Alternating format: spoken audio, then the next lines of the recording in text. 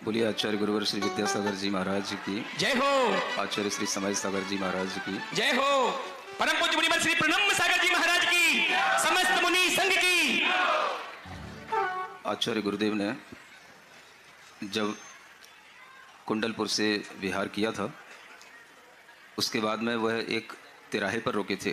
कुमारी का तिराहा कहलाता है वो, जहाँ पर हम एक दिन पहले ही विहार किए थे और हम बादक पर पहुँच गए थे।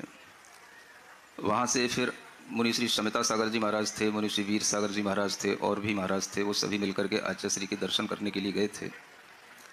और उस समय पर आचार्य महाराज ने, जो अस्वस्थ अवस्था में तो थे लेकिन जागृत उनकी पूर्णता के साथ थी, और वह जब डोली में बैठे थे तो बैठते ही उन्होंने कुछ विशेष रूप से कुछ दिशा निर्देश अनेक महाराजों के समक्ष, उनमें मुनि श्री योग सागर जी महाराज भी थे, उन सभी महाराजों के समक्ष हमें अलग से बिठा करके उस समय पर जब वो डोली में बैठ करके चलने ही वाले थे, उस समय पर उन्होंने कुछ कहा था।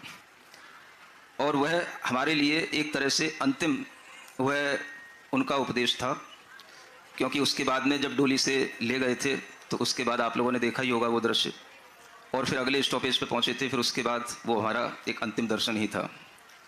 जिस तरह से वो प्रथम दर्शन हमारे लिए अविस्मरणीय रहा हमेशा, ऐसे ही अंतिम दर्शन भी हमारे लिए हमेशा अविस्मरणीय है। क्योंकि उस समय पर आचार्य महाराज ने कहा, अब मैं अपने मुख से क्या बोलूं, तुम भी प्रतिभाओं का संकलन करो, चेतन धन को बढ़ाओ, उनको पढ़ाओ, उनको बढ़ाओ। तो हमने आचार्य महाराज से निवेदन किया, मेरे पास कहाँ धन है, प्रतिभाएं आपके पास हैं, धन आपके पास है। बढ़ाने की बात तो तब होती है जब कुछ हमारे पास बीज तो हो।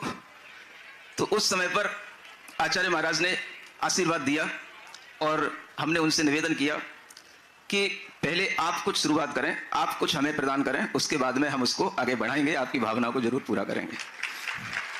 ये बात वहाँ पर विराजमान अनेक अनेक मुनि महाराजों ने सुनी है और सब उसके साक्षी हैं।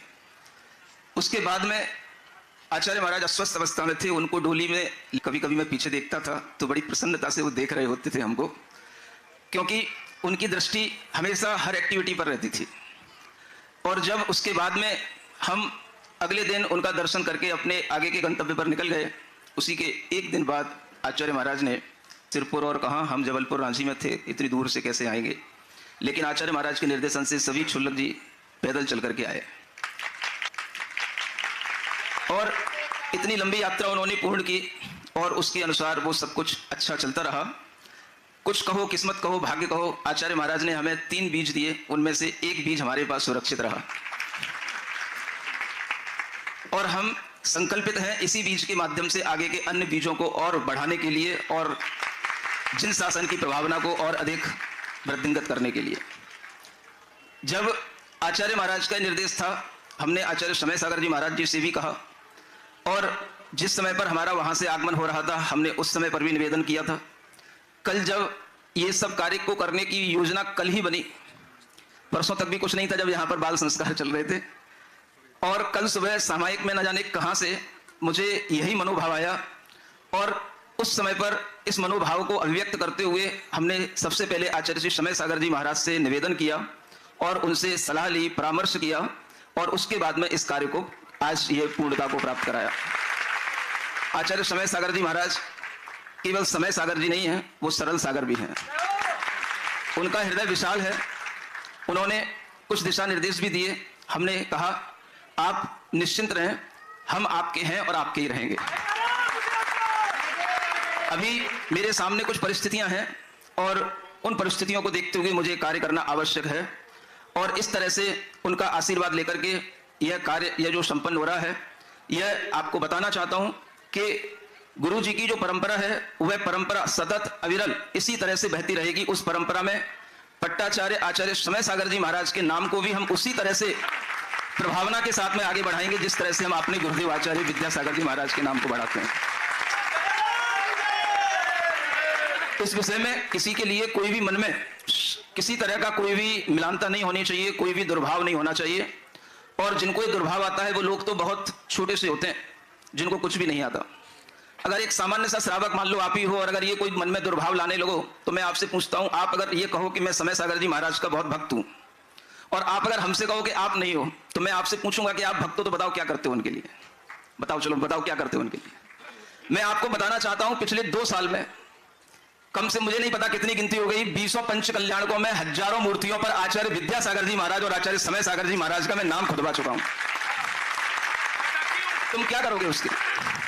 एक सामान्य ग्रस्त जब मुझसे आकर के कोई इस तरह का दुर्भाव रख करके मुझसे कोई बात करता है, तो मैं उसको क्या उत्तर दूं? उत्तर तो मैं कभी पर्सनली किसी को देता ही नहीं हूं, बस जब ये माइक सामने होता है तभी कुछ बोलने का भाव आता है। ये पुरानी आदत है हमारी। तो मैं आपसे कहना चाह रहा हूं कि जितना आचार्य श्री के प्रति हम समर्पण का भाव रखते हैं, उतना ही हम आचार्य नवाचार्य पट्टाचार्य आचार्य श्री समय सागर जी महाराज के प्रति रखते हैं। उनका आचार्य गुरुदेव का जो पूरा संघ है, वो संघ केवल आचार्य समय सागर जी महाराज का नहीं है, वो हमारा भी है, क्योंकि वो हमारे भी पिता है, हमारा भी उस संघ पर अधिकार है। चाहे वो प्रतिभा स्थली की बहनें हो, चाहे हथकरघा के प्रकल्प हो, हम हर कार्य में आचार्य गुरुदेव के जो भी प्रकल्प हैं, उन सब प्रकल्पों को अच्छे ढंग से आगे बढ़ाने के लिए हम कटिबद्ध हैं। और आचार्य श्री के दिशा निर्देश में जो यह कार्य आज किया गया, यह कार्य आचार्य महाराज की परंपरा को आगे बढ़ाने का कार्य है। इसको कोई भी व्यक्ति अगर अन्यथा लेता है तो यह उसकी अपनी बुद्धि है, हम किसी को ज्यादा समझा नहीं सकते। आज मैं इन सब भाइयों को जिनको यह दीक्षा प्रदान की गई है, यह दीक्षा आप लोगों के लिए बड़ी लगती है, लेकिन यह बड़ी दीक्षा नहीं है। यह एक तरह से श्रावक का ही उत्कृष्ट पद है। बड़ी दीक्षा तो निर्ग्रंथ दीक्षा होती है, जिसके लिए आप इंतजार करो। और उस दीक्षा में जब हम ये देखते हैं कि सभी भाई लोग आगे शिक्षा ग्रहण करने के लिए उत्सुक हैं, मैं आपको बताना चाहता हूं कि दीक्षा का भी क्या उद्देश्य होता है। मेरे मन में एक भाव है, मैं आपको बताना चाहता हूं। यह दीक्षा इसलिए है कि ताकि हम इनको वो शिक्षा दे सकें जो शिक्षा हमें आचार्य महाराज ने हमको दी है। 30 साल उनके संपर्क में रहकर के जो हमने उनसे ज्ञान प्राप्त किया, हम किसको दें? तुमको देंगे, तुम उसके योग्य नहीं हो। मैं कई बार कहता हूं, मैंने अभी तक समयसार नहीं पढ़ाया, मैंने अभी तक धवला जैसे महान सिद्धांत ग्रंथों को नहीं पढ़ाया। क्यों नहीं पढ़ाया जानते हो? क्योंकि उसके लिए मेरे पास पात्र नहीं है। इन पात्रों को तैयार करके मुझे उनको वह सिद्धांत पढ़ाना है जिसको आप केवल आरती का विषय बनाते हो और केवल मंदिरों में संरक्षण करके रखते हो। वह धवल, जय धवल जो आचार्य गुरुदेव ने मुझे पढ़ाए, जो समयसार आचार्य महाराज ने हमें पढ़ाया, उसके लिए यह दीक्षा है। क्योंकि आचार्यों ने कहा पहले दीक्षा संस्कार और फिर शिक्षा का काल आता है। यह पद्धति है मूलाचार की।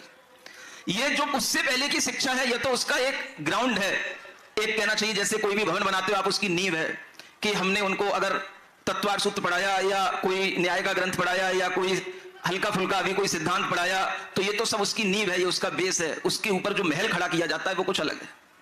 तो मेरे मन में ये जो भाव है, इस भाव के लिए जैसे आचार्य धर्मसेन महाराज के मन में भाव था कि हमें 2 शिष्य मिल जाए तो हम इस शुद्ध परंपरा को आगे बढ़ाएं, ऐसे ही ये भाव है कि इस सिद्धांत की परंपरा को और समय सार के आचार्य महाराज हमसे कई बार कहते थे, कुंद कुंद आचार्य के, आमनाय के और कुंद कुंद भगवान के उस भावना के हमें यहां पर निर्ग्रंथ श्रवणों की इस धरती पर आवश्यकता है। आपको ये सब बताने का प्रयोजन ये है कि यह कोई किसी भी तरह का कोई कर्तृत्व नहीं है, स्वामित्व नहीं है। जिनागम में लिखा हुआ है, अगर आप जिन शासन की वृद्धि करेंगे तो जिन संघ की वृद्धि होगी तो जिन शासन की वृद्धि होती है।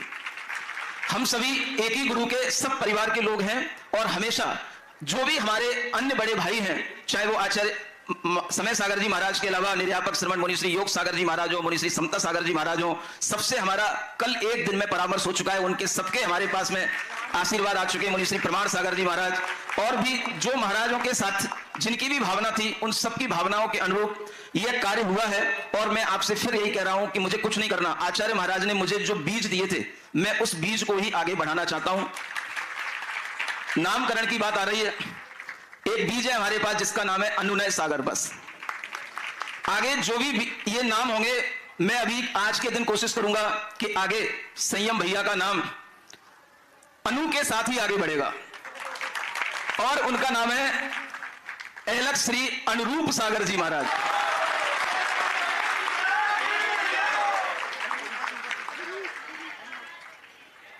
आगे आगम भैया जी हैं, उनका नाम आज से जाना जाएगा एलक श्री अनुगम सागर जी महाराज। आगे जो शलभ भैया जी हैं, अगर हमने पहले कभी कह दिया हो कि क्या कीड़ा वीड़ा का नाम है तो हम भी क्षमा मांग लेते हैं, लेकिन आज से आपका नाम होगा अनुसंग सागर जी महाराज। अनुरूप, जय बोलिए परम पूज्य इलक श्री अनुरूप सागर जी महाराज की। अनुगम, जय बोलिए परम पूज्य इलक श्री अनुगम सागर जी महाराज की। अनुसंग, परम पूज्य इलक श्री अनुसंग सागर जी महाराज की।